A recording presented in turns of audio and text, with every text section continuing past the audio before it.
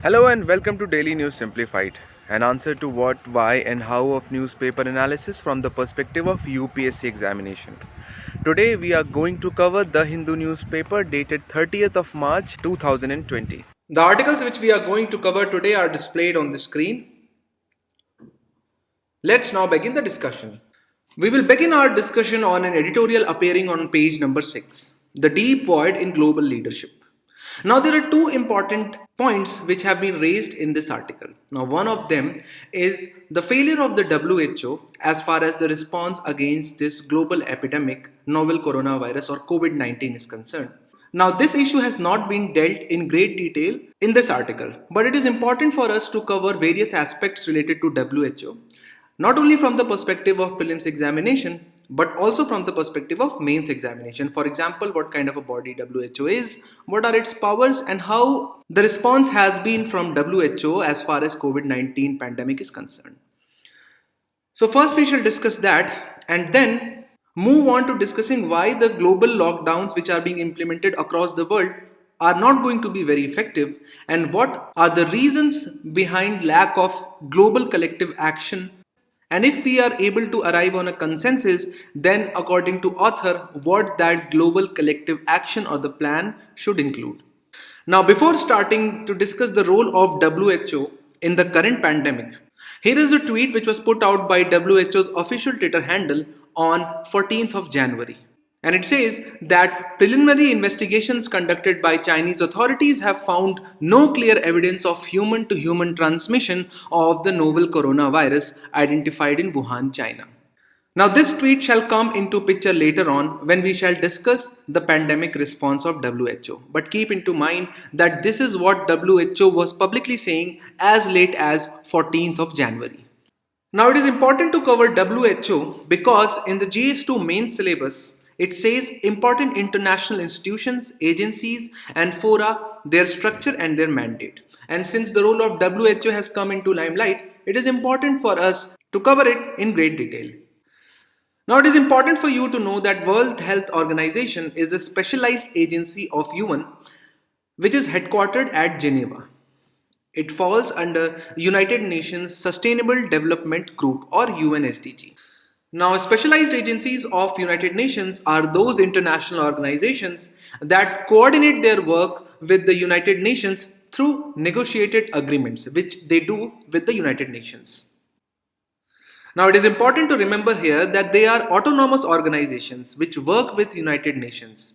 Also, specialized agencies may or may not have been originally created by United Nations, but they are incorporated into the United Nations system by United Nations Economic and Social Council. So when the WHO was created in 1948, the main objective behind its creation was to monitor the public health risk across the world and to oversee the global responses to the emerging emergencies. Now, although WHO has come under great criticism currently, but in the past it has played a great role as far as various health risks are concerned. For example, total elimination and eradication of smallpox was spearheaded by WHO. And you know that although polio is not completely eradicated, but almost completely eradicated, it is found in few countries across the world, and in that also WHO played a key role. Now, recently, when the Ebola outbreak occurred in Western African region, WHO played an active and key role in development as well as distribution of the vaccines against Ebola.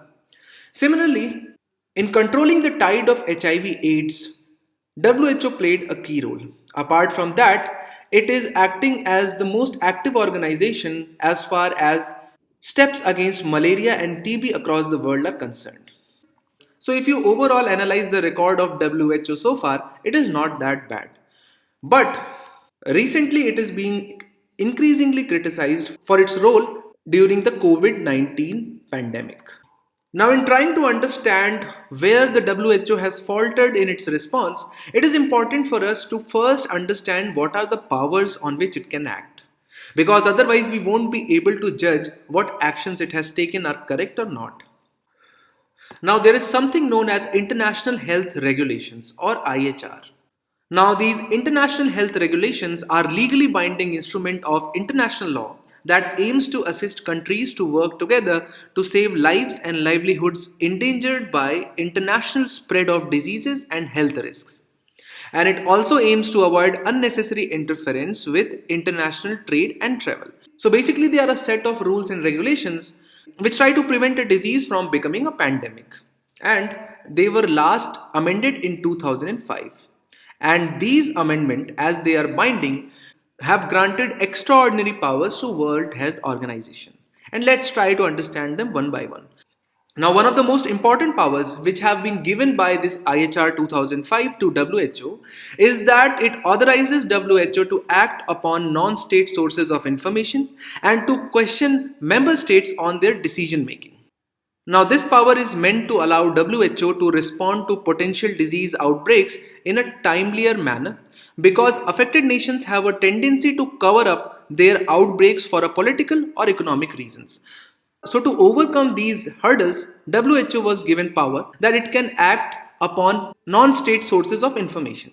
Now, the tweet which we saw in the beginning of this discussion comes into play here because when China gave the data to WHO that there is no human to human transmission as late as mid January, WHO relied on it, but it did not consider the large swaths of data as well as video blogs or vlogs coming from the doctors in China which were insisting that this virus is rapidly spreading due to human transmission. So you can see that WHO did not act on a very important power given to it by IHR 2005.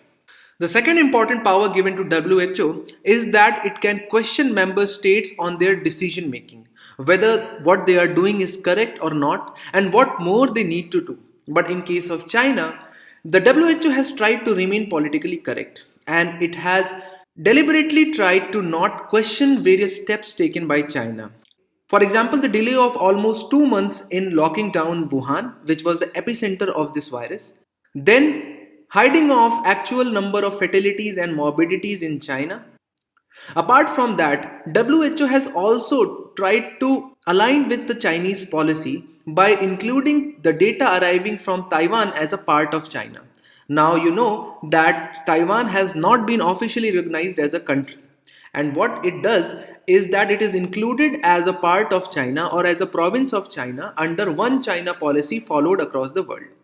Now, what this does is that although the outbreak of this coronavirus or Wuhan virus was contained very early in Taiwan, but as it was included in China, in the official releases of WHO, it showed Taiwan as one of the most infected territories across the world.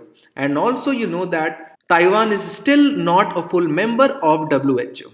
So, you can see that WHO failed to question member states' decision making. Then another very important power which IHR gives to WHO is that it can declare an outbreak a public health emergency of international concern even over the objections of the state or states most directly affected. Which basically means that, for example, if there is an outbreak of Nipah virus in India, and if India objects to its declaration as a pandemic or global public health emergency, then also WHO can overrule such an objection. But in case of coronavirus, WHO waited simply too long in declaring global health emergency. And also, as far late as in February, it was advising against trade and travel restrictions put by various countries on Chinese nationals. These IHR 2005 also authorizes the WHO to name and shame nations that do not comply with IHR requirements on outbreak detection, trade and travel bans, and enforcement of human rights. Now, according to leading political scientists, WHO's naming and shaming efforts send credible signals that affect member states' behavior during a crisis situation. Now, what was observed during this outbreak? That not only did WHO try to whitewash the Chinese misconduct and hiding of tangible information, but it actually praised Chinese steps. For example, there are various tweets which are available on official Twitter handle of WHO actively praising the steps taken by China in containing this virus. So the question in mains examination can be asked about the overall functioning of WHO, especially given the current year will be about WHO's management of COVID pandemic. So these are the points which can be presented as far as questioning the functioning of WHO is concerned, but to balance the answer, you need to know what WHO has done right in past. Let's now move on to the discussion on the article which the author wants to raise. Now, in this article, the author first discusses what are the various steps which are being taken across the world, and especially in India. And you know that the main response of the government has been targeted testing and national lockdown. Now, according to author, these lockdowns have a lot of constraints because of which they cannot be extended over a long period of time. Because to start with, they have a very heavy social and economic cost. You know that as India is an economy with most people working in informal and unorganized sector, and the visuals being displayed on TV channels of hordes of migrant workers going back to their hometowns shows the grave social cost which is to be incurred due to these lockdowns. Also, as long as the virus is alive in some other corner of the world, it would resume its travel across the world the moment international travel restrictions are relaxed. Basically, because viruses cannot be eliminated and they will keep on thriving in some corner of the world. Also, it is not realistic to imagine that the international travel will remain suspended until the last patient of coronavirus can be treated. But then also, it can remain alive in few animals. So you can see that lockdowns are neither sustainable nor viable response to COVID for a long time. And hence there is a need for global collective action. According to the author, the responses across the world has shown that this global collective action has simply faltered. To start with, China delayed reporting the virus to WHO. That was the first failure of global collective action. Then various steps taken by national governments across the world without informing the neighboring countries or their trade partners were another failure. For example, it is reported that the Trump administration did not even inform the European Union before it shut off the flights from and to Europe. And according to the author, these global collective action or response against COVID pandemic has been minimal mainly because of two reasons.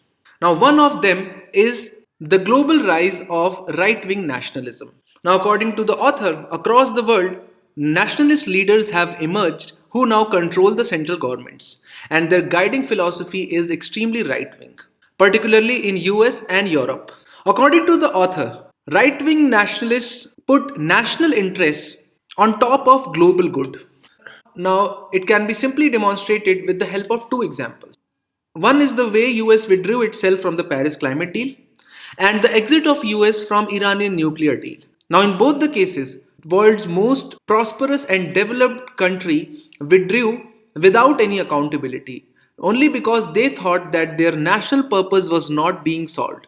But it was clear that Paris climate deal as well as Iranian nuclear deal had a lot of good for the global community. So according to the author, these right-wing nationalist governments across the world will make it difficult for a global collective action.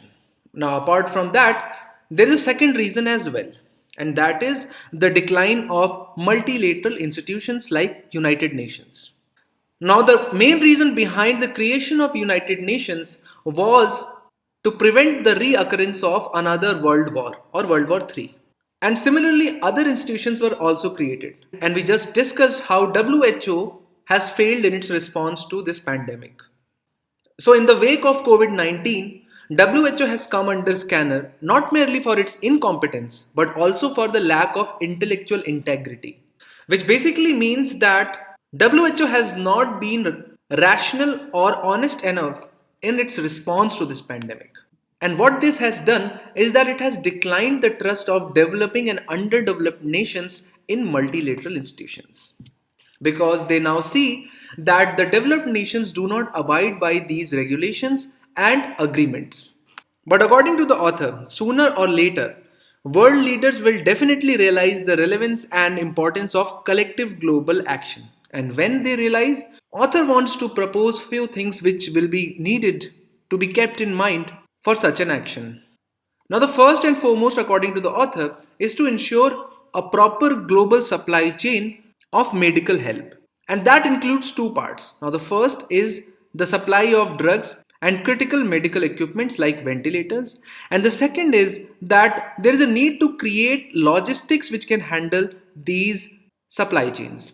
Now, these logistics not only include infrastructure like hospitals, but they also include removal of tariff barriers on countries' borders.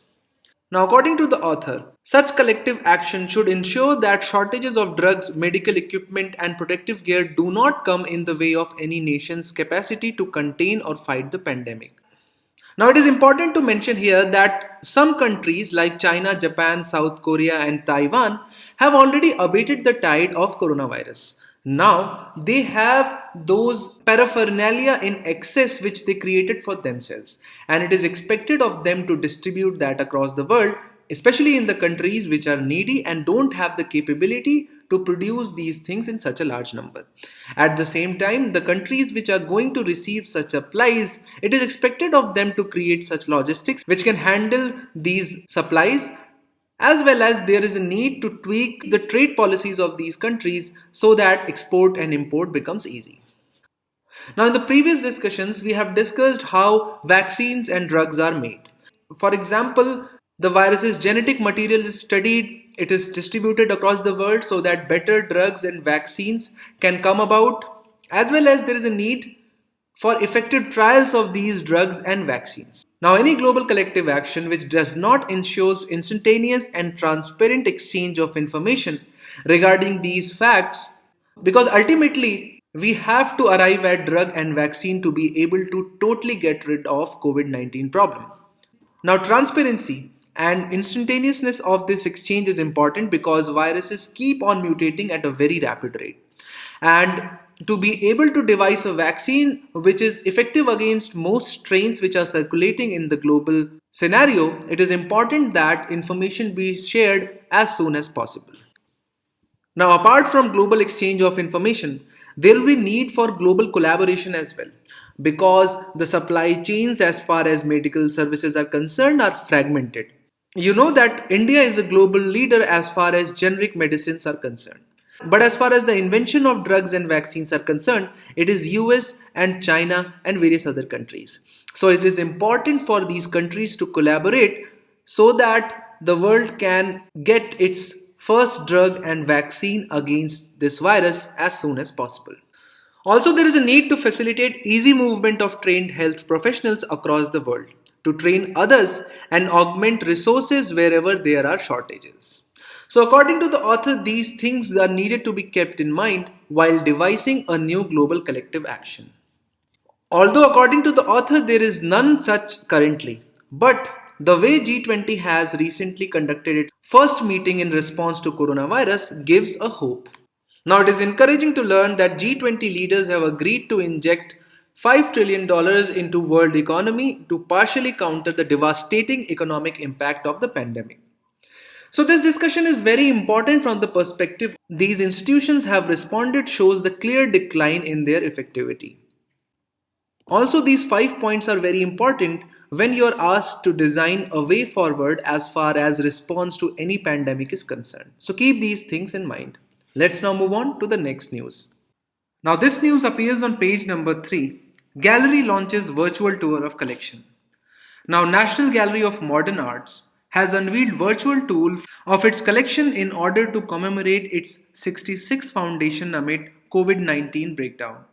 The collection includes modern iconic paintings of Raja Ravi Verma, M.F. Hussain, Abanindranath Tagore, Jamini Roy, and various other notable modern Indian painters. Now, in this respect, it is important for us to cover few of their works, their styles, and also to discuss few things about details of Indian modern painting. Now, it is important for you to note here that the modern painting in India began around and after 1857, and National Gallery of Modern Art covers its collection from about this period. Now, as far as the essential characteristics of modern or contemporary art are concerned, it is differentiated from other art forms basically on the basis of artistic freedom, acceptance of ideas from international experience, and improvement in techniques for paintings. For example, use of oil in painting. Now, important modern painters include Raja Ravi Verma, Abanindranath Tagore, Jamini Roy, and M.F. Hussain. So, we'll cover them and their work one by one. Now, as far as Raja Ravi Verma is concerned, he is considered as first great modern painter in India. His paintings have a well demonstrated Western influence. Now, his paintings can be easily differentiated from those of his predecessors, for example, from medieval painters, because he was the first one to combine various regional elements like costumes, jewelry, and facial features with those of Western style of painting. Now, the favorite theme of Raja Ravi Verma was depiction of mythological themes like Ramayana and Mahabharata. Now, as far as few of his most famous works are concerned, they are Lady in Moonlight, Nair Lady Adorning Hair, and Ravan Kidnapping Sita. Ravan can be seen holding Sita in one hand while tearing apart Jatayu on the other. Similar to Raja Ravi Verma, Bengal school of painting has a profound influence on Indian modern artists. And among those, Abanindranath Tagore is the flag bearer of modern painting in India, as he was the one who founded this school. Now, as far as his most famous work is concerned, it is that of Bharat Mata, which was painted in 1905. Now, the work depicts Bharat Mata or the Mother India in the style of Hindu goddess. Now, it is important to note here that this is the first depiction of the concept or the first catalogued personification of the idea of Bharat Mata. And it was painted during the backdrop of Swadeshi movement, which was at its peak in Bengal. Another important painter of Bengal school was Nandalal Bose. Now, moving on to the modern time, Jamini Roy has been considered to be the most prolific painter of Bengal school. Now, one of the peculiar things about Jamini Roy is that most of his paintings drew inspiration from Bengali folk traditions, as can be seen in these two images which have been painted by Jamini Roy himself. Now, Jamini Roy was a follower of Rabindranath Tagore, and you should not be surprised that the multi-talented person he was, writing and giving Rabindra Sangeet, that is in music, he was also a painter in later days of his life. Although he began late, but he produced thousands of works and was the first Indian artist to exhibit his work across Europe, Russia, and United States in 1930. His style of painting is considered very individual, characterized by simple, bold forms and excessive use of black color, as can be seen in this image. Finally, moving on to the most famous and modern times painter, M.F. Hussain. Now, his style of painting is described as cubist, which means that a painting in which the objects are broken, analyzed, and then reassembled in abstract form. Which basically means that what you see in the painting is exactly not what it means. You have to decipher the meaning by observing the painting. Now, the favorite motif of M.F. Hussain was horse, as can be seen in these two images. If you go on Google and type M.F. Hussain paintings, 90% of the paintings do contain horses. So this brings us to the end of the discussion on modern painters and their paintings. Let's now move on to the next news. Now, a news appears on page number 9. US Air Force cancels red flag exercise.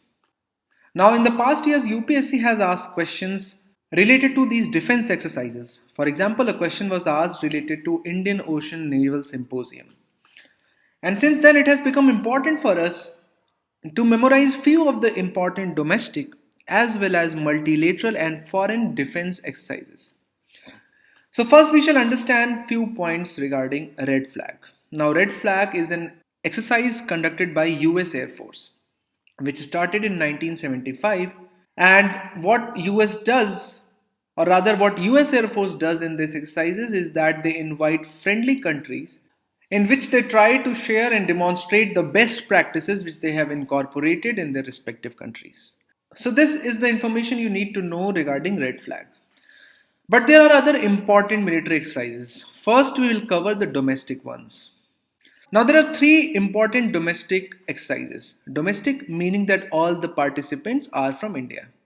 Now, one of them is Gagan Shakti, in which only Indian Air Force participates. Now, this exercise is primarily conducted by Indian Air Force to showcase its air dominance.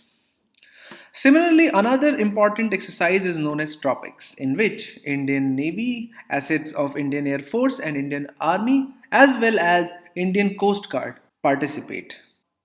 Tropics is an acronym for Theatre Level Readiness and Operational Exercise. Now, it is the largest amphibious exercise of India, which means that it is conducted both on land as well as in water. Now, in space, X has become very important because in 2019, first simulated space warfare exercise was conducted, which was named as In Space X. Now, it was conducted under the supervision of Integrated Defense Staff.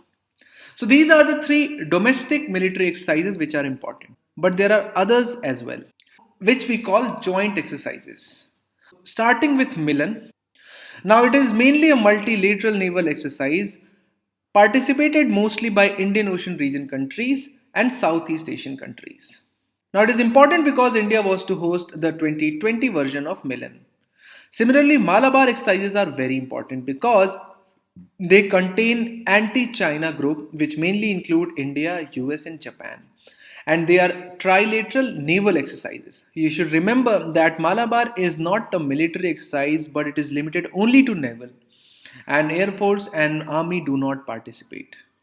Now, Tiger Triumph has become very important because it is first tri-service joint exercise between India and US. So before this, there was none. Similarly, India-US joint Air Force exercises are known as X-Scope India. Hand in hand is India-China military exercise, Indra, and you can easily guess that it stands for India and Russia is joint military exercises between these two countries. And finally, Garud is an Air Force joint exercise between India and France. Now, details of these exercises have been given in our Compass magazine as well as in the PDF of the DNS.